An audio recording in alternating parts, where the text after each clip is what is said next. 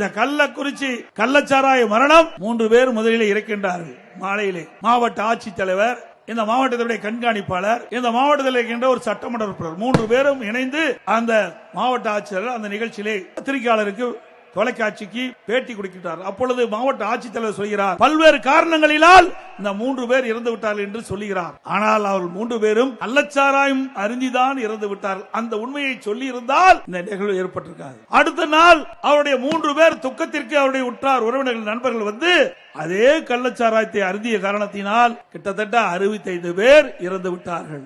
இதற்கு காரணம் இந்த மாவட்ட ஆட்சியாளர்களும் மாவட்ட காவல்துறை கண்காணிப்பாளர், இந்த மாவட்டத்தை சேர்ந்த ஒரு சட்டமன்ற உறுப்பினர். இவர் உண்மையே நடந்த சம்பவத்தை தெரிவிக்கப்பட்டிருந்தால் மக்கள் எச்சரிக்கையோடு இருந்திருப்பார்கள். ஆனால் இந்த ஆட்சிக்கு கெட்ட பெயர் வரக்கூடாது என்று மாவட்ட ஆட்சிகள் தவறான செய்தியை ஊடகத்தின் வாயிலாக பத்திரிகையின் வாயிலாக தெரிவித்ததின் விளைவு இன்றைக்கு 68 பேர் நாம் இழந்து நிற்கின்றோம். இதற்கு முழு பொறுப்பு ஸ்டாலின் அரசாங்கம் தான் ஏற்றுக்கொள்ள வேண்டும்.